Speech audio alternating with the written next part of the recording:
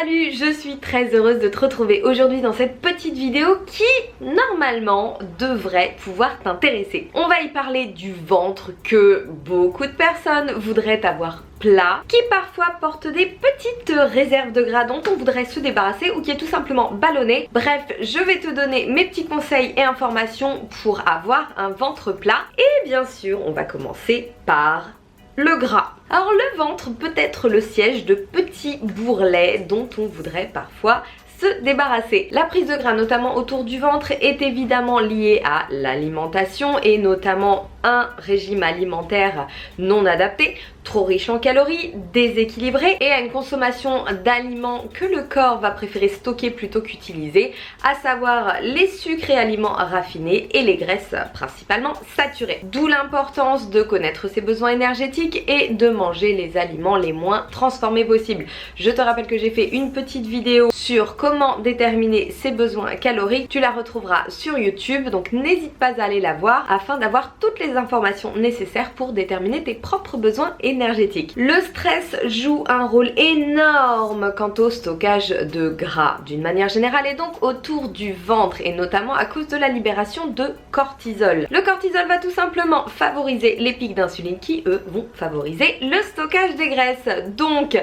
évidemment on apprend à gérer son stress, ce qui sera dans tous les cas bien meilleur pour la santé, pour le bien-être en général et pour le poids. Autre chose qui peut également favoriser la prise de gras autour du ventre, il s'agit d'un éventuel dérèglement hormonal. Donc si tu fais partie des personnes qui prennent très facilement sur le haut du corps et autour du ventre et qui n'arrivent pas à se débarrasser de ces réserves de graisse, n'hésite pas à aller consulter un spécialiste, notamment endocrinologue, afin de voir s'il n'y a pas un dérèglement hormonal. Attention, pour revenir sur le stress, les régimes hypocaloriques et l'intensité de l'exercice de l'entraînement peuvent être source de stress. Donc attention à trouver un bon équilibre entre ce que tu manges et ton activité physique.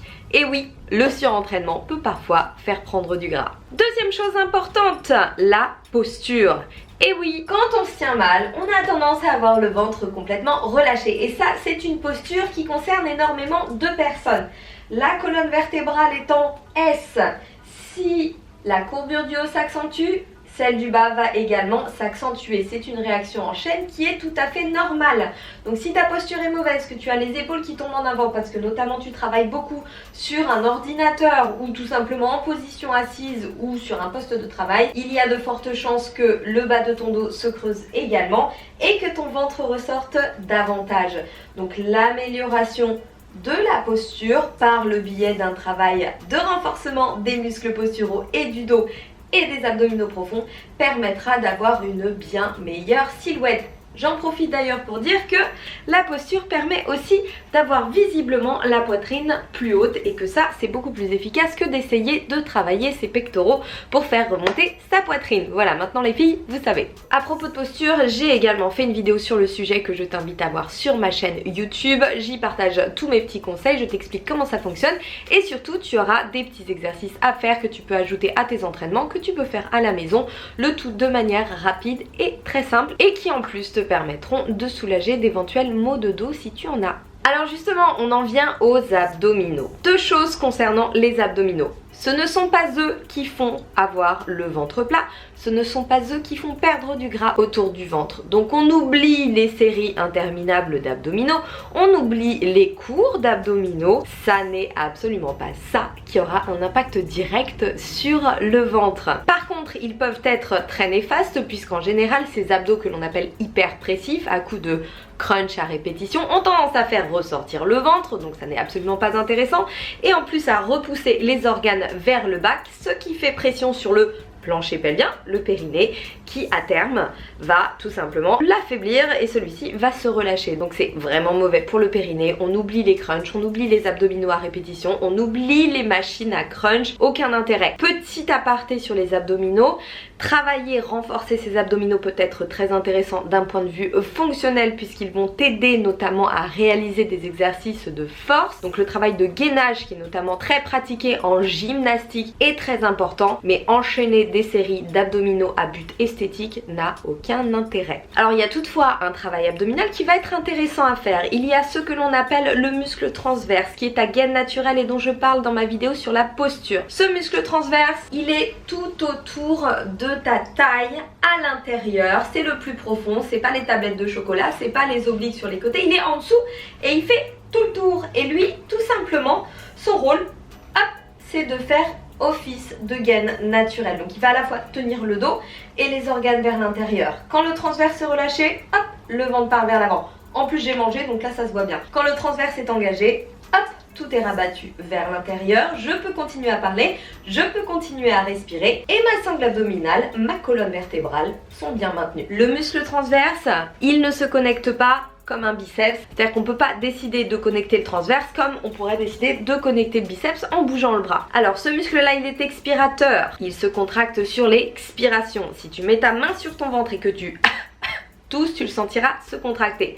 J'explique dans ma vidéo sur la posture comment le connecter, comment apprendre à le ressentir, comment le solliciter. Et l'idée, évidemment, ça va être de pratiquer de manière à le renforcer et de manière à être capable de le connecter sur tous les mouvements que tu vas faire et même dans ton quotidien lorsque tu te tiens debout, lorsque tu te tiens en position assise. Donc le renforcement du muscle transverse est très important. Pour aller plus loin, tu pourras le solliciter lors d'exercices de gainage dynamique qui en plus d'un point de vue fonctionnel vont être très intéressants. Je partage déjà beaucoup de mouvements dans mes vidéos, dans mes posts Instagram et j'en repartagerai évidemment. Et tu as également un autre type de pratique qui s'appelle le vacuum qui consiste à aspirer complètement tes organes vers l'intérieur en engageant fortement ton transverse. Cette fois-ci, c'est un exercice davantage respiratoire que tu ne peux pas appliquer lorsque tu fais tes mouvements, mais que tu peux travailler de manière spécifique pour t'aider à améliorer ce ressenti et cet engagement du muscle transverse, donc de ta gaine naturelle. De plus, le vacuum sera très intéressant d'un point de vue de ton amplitude respiratoire et de la maîtrise de ta respiration, sachant qu'en général, on a tendance à avoir une capacité respiratoire très réduite parce qu'on respire mal, parce qu'on se tient mal, que notre cage thoracique est comprimée et que le muscle respiratoire, notre diaphragme, n'est jamais totalement étiré et qu'il a tendance à se rétracter. Donc le vacuum, c'est pas mal du tout. Tu as Caroline Rode d'ailleurs qui en parle beaucoup. Je t'invite à regarder les informations qu'elle partage. Tu pourras de cette manière pratiquer le vacuum très facilement. Moi, de mon côté, je te conseille de travailler de manière active et consciente ton muscle transverse le plus régulièrement possible. Et encore une fois, si tu n'as pas vu ma vidéo sur la posture, je t'invite à la regarder. Tu y trouveras toutes les infos dont tu as besoin. Autre point extrêmement important, la digestion. Et oui, si on est ballonné, le ventre va être gonflé. C'est tout à fait normal, ce qui donne un petit aspect ventre de bébé. Ça peut être mignon, mais en général, on n'aime pas trop ça. Et surtout, les ballonnements témoignent bien souvent d'un souci digestif qu'il est important de traiter parce que notre système digestif est extrêmement important, il est très précieux, il faut en prendre soin. Donc si tu souffres de ballonnement fréquemment, je t'invite à en chercher la cause et surtout à y remédier. Alors justement, il y a déjà une chose à laquelle il va falloir faire attention, il s'agit de ta flore intestinale, donc de toute la population de bactéries qui se trouvent dans tes intestins. Il y en a énormément, d'ailleurs si je dis pas de bêtises, il y a même plus de bactéries dans le microbiote que d'étoiles dans la voie lactée, c'est quand même énorme. Il me semble d'ailleurs qu'on est même plus de bactéries que de cellules dans notre corps, ce qui est fou. D'ailleurs à ce propos, si ça t'intéresse, il y a sur Arte, que tu peux retrouver sur YouTube, un excellent documentaire sur le ventre qui te permettra d'en savoir un petit peu plus sur ce fameux microbiote. Donc le bon équilibre de ta flore intestinale, il est déjà entretenu par une bonne alimentation qui n'est pas inflammatoire, qui n'encourage pas la prolifération de mauvaises bactéries,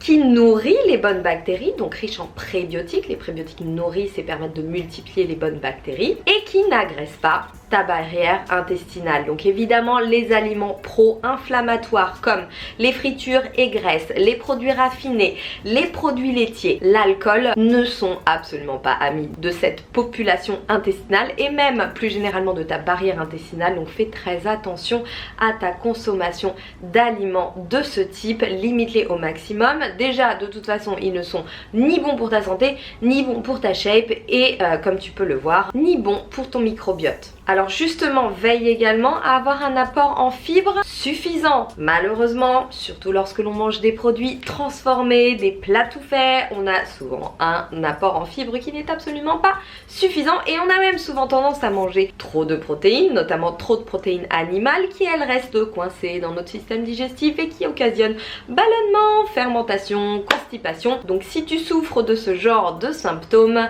il est très important que tu rééquilibres ton alimentation et surtout que tu fasses la part belle aux végétaux. Alors justement, à propos des végétaux, si ton système intestinal est fragilisé par notamment une mauvaise alimentation, des antécédents, des intolérances, il va falloir que tu y ailles mollo. J'ai fait une vidéo sur le sujet qui s'appelle Parlons prout. Oui, je sais, j'étais très inspirée pour le titre. Tu la retrouveras également sur ma chaîne YouTube. Je te donne tous mes petits conseils quant à la digestion et te permettra notamment de savoir comment préparer tes légumineuses, comment consommer tes végétaux, notamment si tu as des difficultés à les digérer et comment renforcer ton système digestif. Et pour rappel, le système digestif, attention, il demande un temps d'adaptation s'il a été fragilisé pendant des années et ça peut dater de la naissance. Il y a de fortes chances que quand on change son alimentation, même si celle-ci est beaucoup plus saine, il soit totalement incapable de gérer, tout simplement parce qu'il n'est pas assez fort, parce qu'il ne sait pas traiter l'avalanche de fibres et de micronutriments qu'on lui apporte. Donc il faut un temps d'adaptation, il ne faut pas se décourager, il faut juste trouver les bonnes stratégies pour au quotidien vivre agréablement ce changement d'alimentation qui à long terme sera excellent pour la santé. Donc tu l'as compris, prendre soin de son système digestif dans son ensemble est extrêmement important. Il y a beaucoup de choses que tu peux faire via ton alimentation. Une complémentation en probiotiques sur une flore intestinale appauvrie, affaiblie pourra être intéressante. Il faut cela dit que tu choisisses les probiotiques, les souches de probiotiques qui te conviennent. Pour ça, un spécialiste de la santé pourra t'aider, notamment un naturopathe, ou tu peux en fonction de tes symptômes trouver ta souche toi-même, notamment en demandant conseil à ton pharmacien. Normalement, il devrait être capable de te répondre. Et justement, qu'est-ce qui a également une énorme influence sur notre système digestif qui,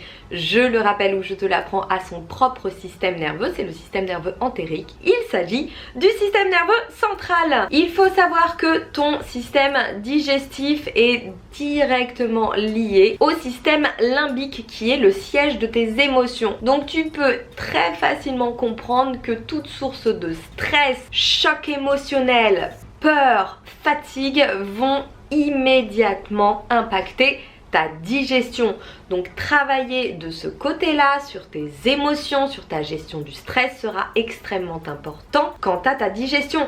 Ça n'est pas pour rien qu'on dit qu'on a des papillons dans le ventre, qu'on a la peur au ventre, qu'on peut parfois avoir l'appétit coupé quand on est extrêmement stressé. Le système digestif est lié à nos émotions. Et d'ailleurs les deux systèmes nerveux, le système nerveux central et le système entérique, discutent en permanence. D'ailleurs pour aller plus loin, un bon système digestif influence énormément notre état de forme, notre état de morale, nos émotions. Ça c'est un autre sujet. Si ça t'intéresse, peut-être que j'en parlerai au cours d'une prochaine vidéo. Sinon tu as ce documentaire dont je te parlais sur Arte qui pourra t'éclairer. Et également un ouvrage intitulé Le charme discret de l'intestin que je t'invite à lire si ce sujet t'intéresse et si tu veux en apprendre un peu plus sur ton système digestif et améliorer ton bien-être général. Voilà, donc comme tu le vois, avoir un ventre plat ne se résume pas qu'à faire des abdos, bien au contraire, c'est peut-être la dernière chose à faire. J'espère que cette vidéo a pu un peu t'éclairer. N'hésite pas à me faire part de tes impressions ou de tes questions. Dis-moi aussi s'il y a d'autres sujets que tu voudrais que j'aborde dans de prochaines vidéos. Moi, je t'annonce que le prochain webzine va enfin arriver, il était temps puisque la première édition date de l'été dernier. Donc là, je vous ai prévu tout plein de bonnes choses, de bonnes recettes pour l'hiver, des interviews, plein de petits conseils. Bref, je suis sûre qu'il va te plaire et il va arriver dans très peu de temps. Je te rappelle évidemment que si tu veux prendre soin justement de ta shape et de ton système digestif en te régalant, j'ai conçu les Vegilicious petit déjeuner et basique, donc qui regroupe tout le reste des repas et beaucoup d'informations qui devraient t'intéresser également.